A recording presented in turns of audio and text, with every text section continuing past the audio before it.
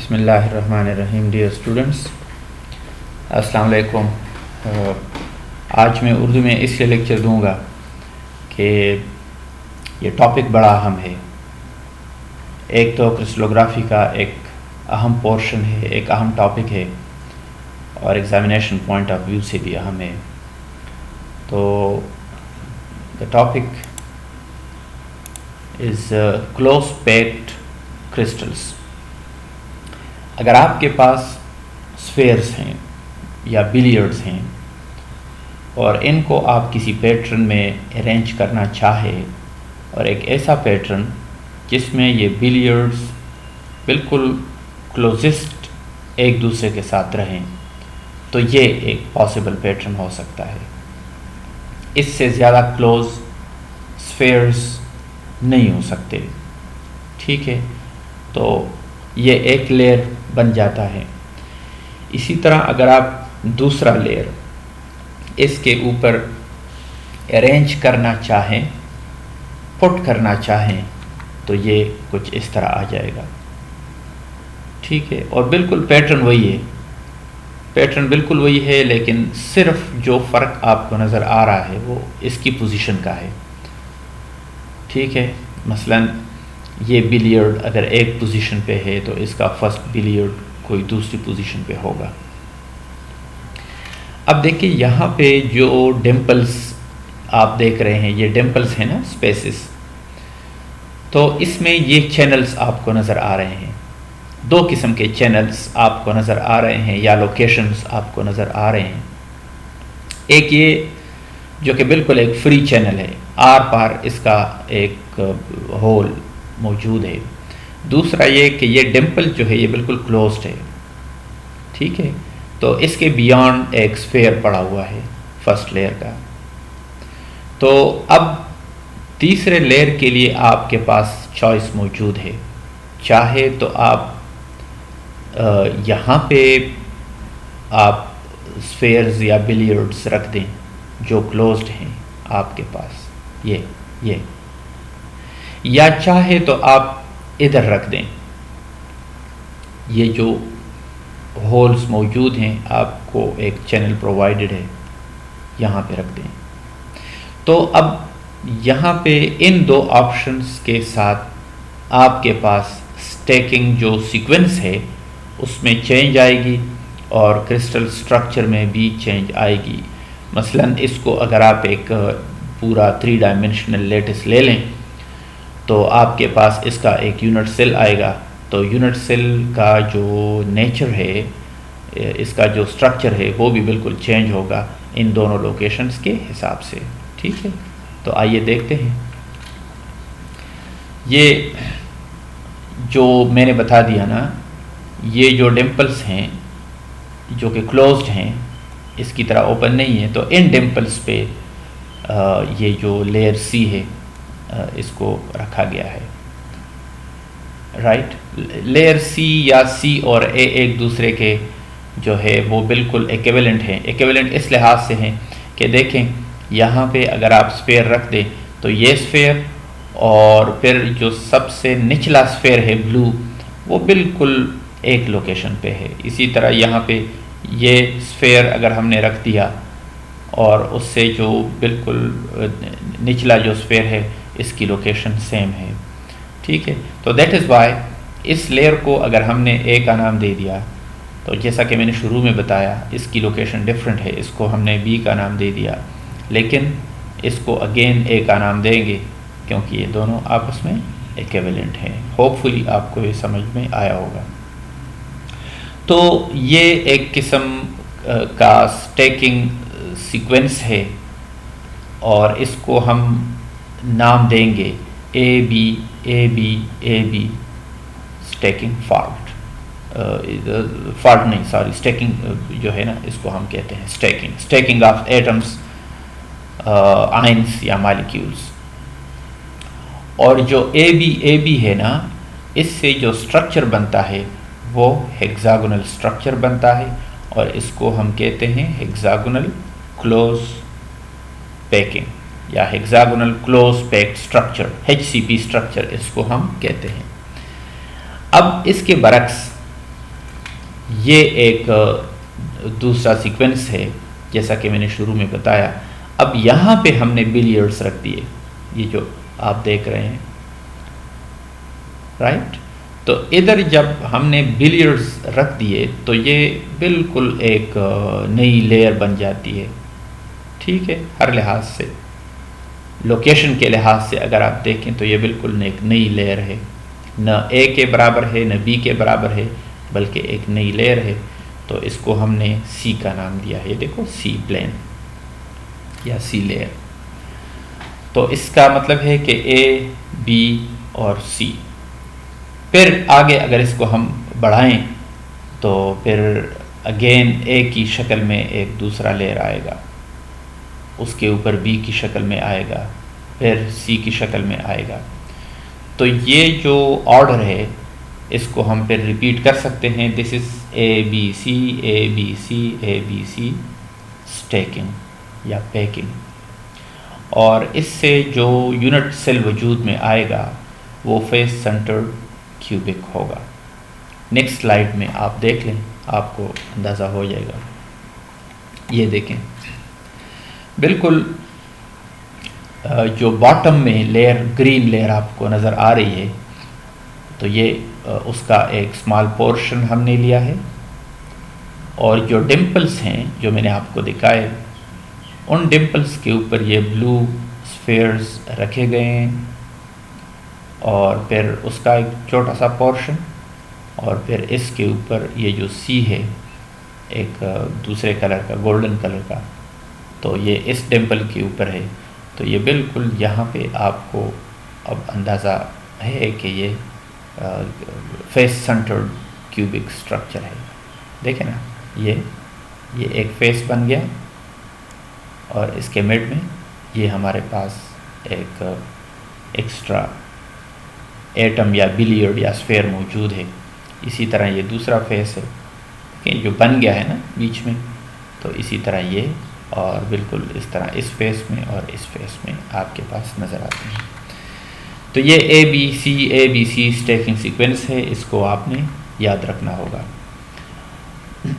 तो ये एक दूसरा इसका है, मैनिफेस्टेशन है, डेमोन्स्ट्रेशन है। तो ये ए, बी और सी है, ठीक है। तो इसमें और उसमें कोई फ़र्क नहीं है। तो हेक्सागोनल क्लोज पैक्ड स्ट्रक्चर अगर हम देखें तो वो इस तरह नज़र आएगा। ये बिल्कुल नीचे जस्ट इसको थोड़ा सा ना वाइट करके दिखाया गया है, अदरवाइज़ ये एक दूसरे से टच करते हैं।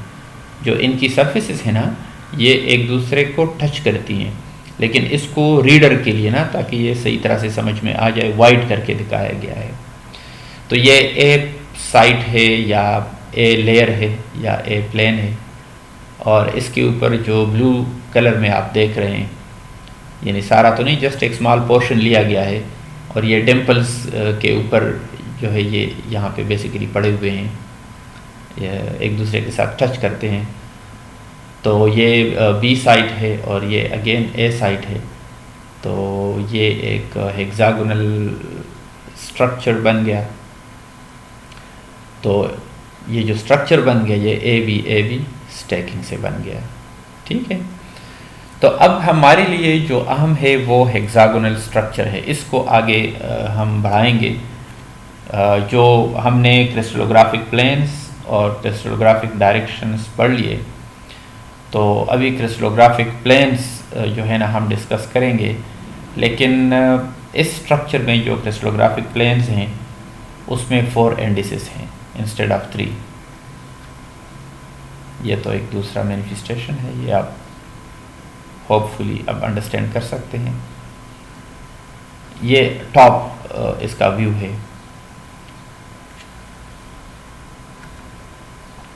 और इसका कोऑर्डिनेशन नंबर 12 है, ये तो हम डिस्कस कर चुके हैं। ये हम आगे डिस्कस करेंगे कि APF इसका 0.74 है, CY-A रेशो ये 1.633 है, आगे हम डिस्कस करेंगे, मैं भी किसी दूसरे लेक्चर में। तो अब 4 इंडेक्स नोटेशंस की तरफ हम आते हैं, ये बड़ा ज़रूरी है आपके लिए। तो यहाँ तक जो हमने डिस्कस किए, वो 3 इंडेक्स नोटेशन है, चाहे डायरेक्शन के लिए है चाहे प्लेन के लिए है। तो दूसरे स्ट्रक्चर्स में हमने डिस्कस कर लिए। अब इस स्ट्रक्चर के लिए हम डायरेक्शंस और प्लेन्स डिस्कस करेंगे 4 इंडेक्स मिलर ब्रावे नोटेशन या मिलर इंडिसेस। तो इसको आपने यूं समझना है कि the first 3 indices are symmetrically related set on the basal plane.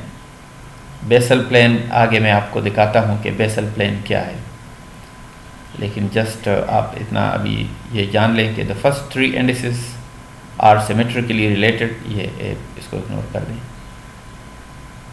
तो the third index is a redundant one. Okay, this is the one which can be derived from the first 2 and is introduced to make sure that members of a family of directions or plans have a set of numbers which are identical. This is because in 2D, 2 indices suffice to describe a lattice or crystal. The fourth index represents the c-axis, which is perpendicular to the basal plane. Hence, the first 3 indices in a hexagonal lattice can be permuted to get the different members of a family, while the fourth index is kept separate. मुझे पता है आप इसमें confuse हुए होंगे, लेकिन आगे वाले स्लाइड में बिल्कुल सब कुछ क्लियर हो जाएगा। अब देखें, इसी स्लाइड में जिसको हम बेसल प्लेन कहते हैं वो ये प्लेन है। ये बॉटम में जो प्लेन आपको नज़र आ रहा है, right. So this is basal plane. हमने ये कहा कि जो फर्स्ट 3 मिलर इंडिसेस हैं वो परम्यूटेबल हैं, और ये सारे 3 जो हैं, पहले 3 ये एग्जिस्ट करते हैं बेसल प्लेन में। कैसे करते हैं? बेसल प्लेन का जो सेंटर है, ये जो सेंटर है, इसको हम ऑरिजिन मानते हैं। ठीक है, अभी से जान लें। बेसल प्लेन का जो सेंटर है इसको हम ऑरिजिन मानते हैं, और इससे कोई भी निकला हुआ एक्सिस जो है इसको हम A1 कह लें। इसको छोड़ दें तो दूसरा अल्टरनेट जो एक्सिस बनता है इसको A2 कह लें, और फिर अगेन इसको छोड़ दें, जो तीसरा बनता है इसको A3 कह लें। अगर आप चाहें तो इसको आप A1 कह सकते हैं, इसको आप A2 कहते हैं, और इसको आप A3 कह सकते हैं, कोई मसला नहीं। फिर जैसा कि आपको बताया गया कि जो C एक्सिस है वो बिल्कुल परपेंडिकुलर है इस बेसल प्लेन का, और आगे वाला जो हेक्सागोन आ रहा है उसके सेंटर को जॉइन करता है। तो C आम तौर पे जो लंबा एक्सिस है ये C होता है।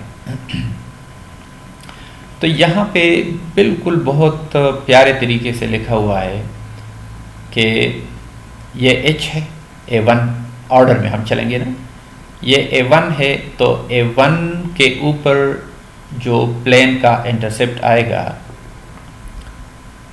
मैं रिपीट कर लूँ, A1 के ऊपर जो प्लेन का इंटरसेप्ट आएगा तो उसका करिस्पॉन्डिंग जो मिलर इंडेक्स होगा वो H होगा, जनरली H होगा।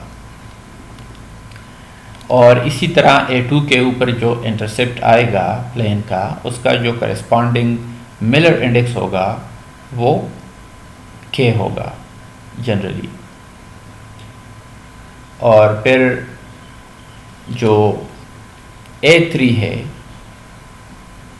और A3 के ऊपर जो इंटरसेप्ट आएगा क्रिस्टलोग्राफिक प्लेन का, और उसका करिस्पॉन्डिंग जो मिलर इंडेक्स आएगा उसको हम I कहेंगे जनरली।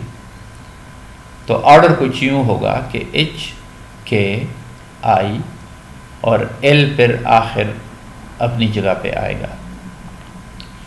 तो ये जो प्लेन का इंटरसेप्ट आएगा C के ऊपर, और उसी इंटरसेप्ट का रिसिप्रोकल जो आएगा यानी मिलर इंडेक्स, तो वो इन जनरल एल होगा। मेरे ख्याल में आपको समझ आया होगा, ये बहुत सिंपल है।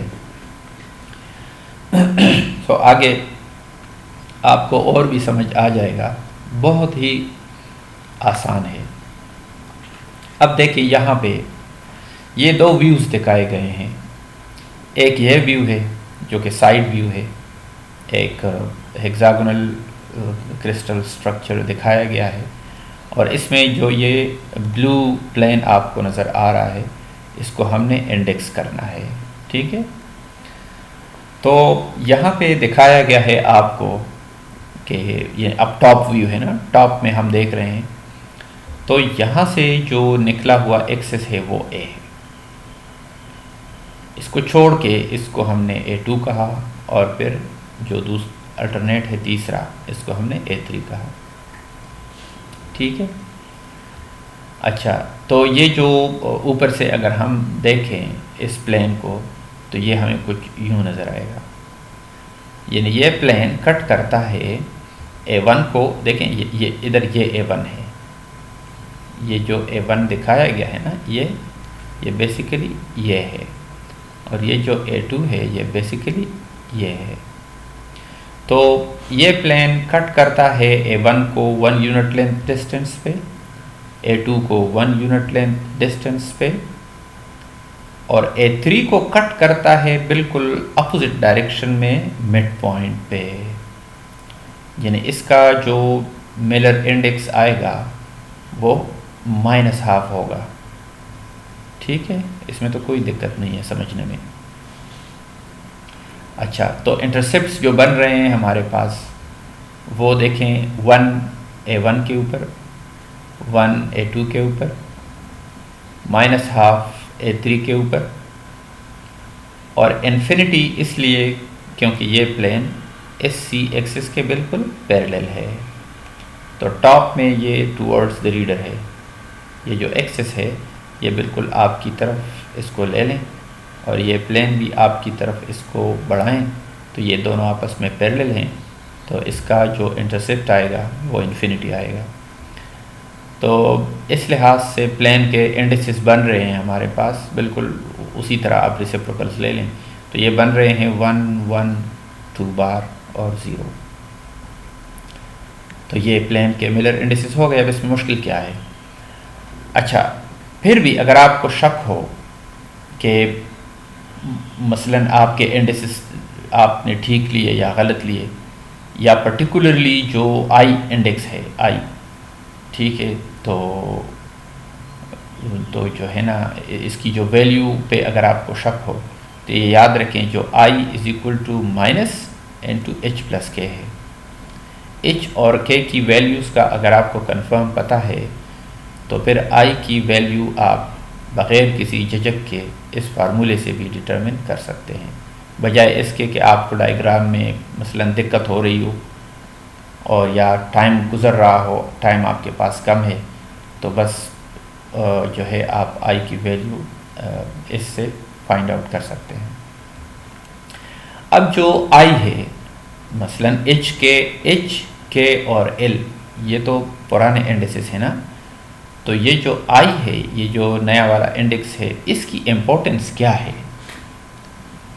तो यहाँ पे लिखा है कि the use of 4 index notation is to bring out the equivalence between crystallographically equivalent planes and directions. अब यहाँ पे अगेन लिखा हुआ है कि कमिंग स्लाइड्स में ये जो इसका जो फिज़िकल सिग्निफिकेंस है ये और क्लियर हो जाएगा। देखें यहाँ पे कोई अगर आपसे पूछे कि भाई इसकी ज़रूरत क्या है, इसकी ज़रूरत क्या है, इसकी अहमियत क्या है, अगर ये हो तो क्या फ़ायदा है, ना हो तो क्या नुकसान है, तो ये इसका जवाब बिल्कुल एक बेहतरीन तरीके से इसी स्लाइड में गिवन है। ये एक हेक्सागोनल क्रिस्टल स्ट्रक्चर है, राइट। इसमें ये ग्रीन प्लेन है और ब्लू प्लेन्स हैं, ये दोनों दिखाए गए हैं, और दोनों को इंडेक्स किए गए हैं बिल्कुल उसी लिहाज से। इसको हमने A1 का नाम दिया, यहाँ पे ये A1 है। इसको हमने A2 का नाम दिया, यहाँ पे ये A2 है। इसको हमने A3 का नाम दिया, यहाँ पे ये A3 है टॉप व्यू में। तो ये एक तरह से मिलर इंडिसेस हैं। अच्छा, तो यहाँ पे जो हैं आपके जो इंडिसेस बनते हैं वो बिल्कुल उसी तरह आप समझ लें कि 1 - 1 इन्फिनिटी इन्फिनिटी और 1 बार 0। ठीक है, अब मैं आपको बताता हूँ, यहाँ पे जो आयत इंडेक्स है ये वाला, यहाँ पे ये कंसिडर किया गया है ना। इन दोनों में देखें, ये ग्रीन के लिए और ये ब्लू के लिए। तो ग्रीन के लिए आयत इंडेक्स के साथ हमारे पास इंडिसेस बनते हैं 1 - 1 इन्फिनिटी इन्फिनिटी, और ब्लू के लिए बनते हैं इन्फिनिटी 1 - 1 और इन्फिनिटी। पहले तो आप ये समझ लें कि ये इंडिसेस ये इंटरसेप्ट्स आए कैसे हैं ना।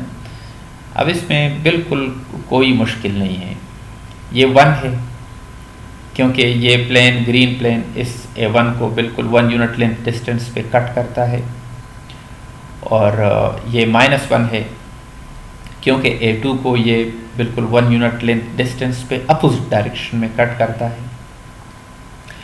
अब A3 के ये पैरेलल है, ये प्लेन और ये आपस में पैरेलल हैं, तो ये इन्फिनिटी। और बिकॉज यहाँ पे आप देखें ये दोनों C एक्सिस और ये प्लेन आपस में पैरेलल हैं, तो ये इन्फिनिटी है। तो हमारे पास ये आ जाते हैं 1 1 बार 0 0। ठीक है, फिलहाल इसको थोड़ा सा ना इग्नोर कर दें। इसी तरह ब्लू में अगर आप देखें, ये आपके पास इन्फिनिटी है क्योंकि A1 और ये जो ब्लू प्लेन है आपस में पैरेलल हैं, तो ये इन्फिनिटी है। और 1 क्योंकि ये A2 को 1 यूनिट लेंथ डिस्टेंस पे कट करता है, और ये फिर -1 क्योंकि ये इस A3 को 1 यूनिट लेंथ डिस्टेंस पे अपोजिट डायरेक्शन में कट करता है, और फिर infinity because these 2 are parallel. ये जो प्लेन है और ये जो C एक्सिस है, तो इधर आपको क्लियरली नज़र आएगा ये पैरेलल है। तो ये आपके पास आ गए 0 1 1 बार 0। अच्छा, अब देखें, अगर अब ये बिल्कुल काबिल गौर बात है ना, अगर हम आयत इंडेक्स को निकाल लें ये, तो ये बन गया 1 1 बार 0, और यहाँ पे ये आयत इंडेक्स को निकाल दें तो ये बन गया 0 1 0। अब याद रखें, मैंने आपको ये बताया था क्लास में, मुझे याद है, मैं जस्ट रिफ्रेश कर रहा हूँ आपका माइंड, कि अगर मिलर इंडिसेस में, ठीक है, अगर मिलर इंडिसेस में number of non zero indices और वो डिजिट्स सेम हो, ठीक है, क्यूबिक क्रिस्टल के लिए या हेक्सागोनल क्रिस्टल के लिए, तो वो प्लेन्स इक्विवेलेंट होंगे। समझ आ गई बात? मसलन इधर देखें, number of non zero indices is equal to 2। यहां पे number of non zero indices is equal to 1 ये, और फिर डिजिट्स बजाते खुद भी सेम होंगे, सिमिलर होंगे, ठीक है। अगर number of non zero Miller indices आपके पास सेम है और उनके डिजिट्स भी सेम है हेक्सागोनल क्रिस्टल स्ट्रक्चर के लिए, तो याद रखें वो प्लेन्स इक्विवेलेंट होंगे। अगर नहीं होंगे, number of non zero digits आपस में इक्वल नहीं है और फिगर्स भी आपस में इक्वल नहीं हैं तो वो अनइक्वल होंगे, राइट। तो उस लिहाज से हमारे पास जो ये प्लेन और ये प्लेन आपस में इक्विवेलेंट नहीं रहे। हालांकि ये इक्विवेलेंट है। कैसे इक्विवेलेंट है मैं आपको बताता हूँ कि अगर एक इलेक्ट्रॉन इस क्रिस्टल स्ट्रक्चर में इस डायरेक्शन में फ्लो कर रहा है और वही इलेक्ट्रॉन इस डायरेक्शन में फ्लो कर रहा है, तो वो कोई फर्क महसूस नहीं करेगा, क्योंकि हर एक सेम यूनिट डिस्टेंस के बाद उसका सामना एक क्रिस्टल लेटेस्ट पॉइंट से होता है, ठीक है। इसी तरह आगे इस तरह यहाँ पे भी। तो बेसिकली ये जो ब्लू और ग्रीन प्लेन्स हैं ये आपस में इक्विवेलेंट हैं, ठीक है। तो फिर इसका जो इक्विवेलेंस है वो मिलर इंडिसेस की शक्ल में भी तो नज़र आना चाहिए ना। तो फिर आई को शामिल करके यहाँ पे हम 0 लगा देते हैं, यहाँ पे 1 बार लगा देते हैं। तो अभी जो लॉजिक मैंने आपको बता दी कि जो number of non zero Miller indices हैं, तो यहाँ पे 2 बन गए, यहाँ पे भी 2 बन गए, और जो डिजिट्स हैं वो 1 और 1 बार हैं, तो यहाँ पे भी 1 और 1 बार हैं। और फिर याद रखें कि इसका जो ऑर्डर है और जो बार है, बार और जो ऑर्डर है, ये इसका कोई माना नहीं है। ये आप चेंज कर सकते हैं, ये आप इग्नोर कर सकते हैं, ठीक है, इसमें कोई मसला नहीं है। तो इस लिहाज से फिर ये दोनों जो प्लेन्स हैं, जो नोटेशंस हैं, ये भी इक्विवेलेंट बन गए।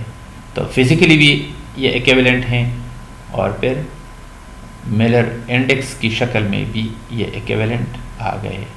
तो आपको अंदाज़ा हो गया कि ये जो आयत जो नोटेशन है, जो मिलर इंडेक्स है, तो उसका एब्सेंस कितनी कम्प्लेक्सिटी पैदा करता है। देखिए ये आपस में अनइक्विवेलेंट नज़र आ रहे हैं, और उसका प्रेजेंस कितनी सिंप्लिसिटी पैदा करता है, ठीक है, क्योंकि ये आपस में अब इक्विवेलेंट बन गए। अब यहाँ पे जो है ये एक प्लेन आपको दिखाया गया है, ये दूसरा प्लेन आपको दिखाया गया है टॉप व्यू की शक्ल में, और ये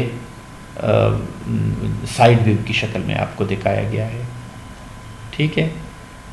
तो जो ग्रीन आपको प्लेन नज़र आ रहा है ये 1 -2 -2 इन्फिनिटी, ये आप ख़ुद इसके ऊपर सोचें कि ये कैसे।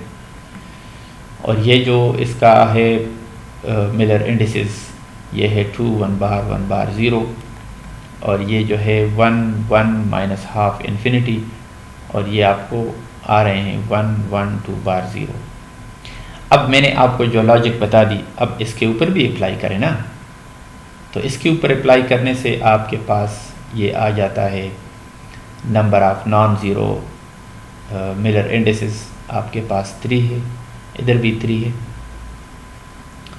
और जो नंबर ऑफ जो नेचर ऑफ डिजिट्स हैं ये भी 2 हैं, ये भी 2 है, 1 1 2 1s हैं आपके पास, 2 1s इधर भी हैं। अब मैंने आपको बता दिया कि जो बार है ये बार और ये बार, ये इसका कोई वो नहीं है। अगर ये प्रेजेंट है तो भी कोई मसला नहीं है, अगर एब्सेंट है तो भी कोई मसला नहीं है। और इसका जो ऑर्डर है, किस ऑर्डर में ये मौजूद हैं, ये इसका कोई प्रॉब्लम नहीं है, कोई मसला नहीं है। तो ये आपस में दोनों इक्विवेलेंट प्लेन्स बन गए, ठीक है। इस तरह कुछ प्लेन्स आपके पास ये भी हैं कि इसको आप अगर देखिए ये A1 है, ये A2 है, ये A3 है, ये C है, तो आप कह सकते हैं बहुत इजीली कि दिस इज़ 1 1 -हाफ 1, ठीक है, और 1 1 2 हाफ 2 बार 1, तो ये आपके पास आ जाते हैं। इसी तरह इस प्लेन को ले लें, तो ये जो इंटरसेप्ट्स आ रहे हैं, याद रखें ये प्लेन इस A2 के पैरेलल है, तो ये दिस इज़ 1 इन्फिनिटी -1 या 1 बार 1, तो ये 1 0 1 बार 1, तो ये इस प्लेन के इंडिसेस नज़र आ रहे हैं, अच्छा, तो ये जो प्लेन है इसको आपने ख़ुद देखना है, आप ख़ुद देख लें कि इसके इंटरसेप्ट्स और फिर मिलर इंडिसेस क्या आपके पास आ रहे हैं। ये कुछ डायरेक्शंस हैं, इसको बाद में हम डिस्कस करेंगे। पहले मैं चाहता हूँ कि आप इसके ऊपर ज़रा फोकस करें और इसको अंडरस्टैंड कर लें। तो hopefully you will get my lectures with the passage of time. Okay, Allah Hafiz.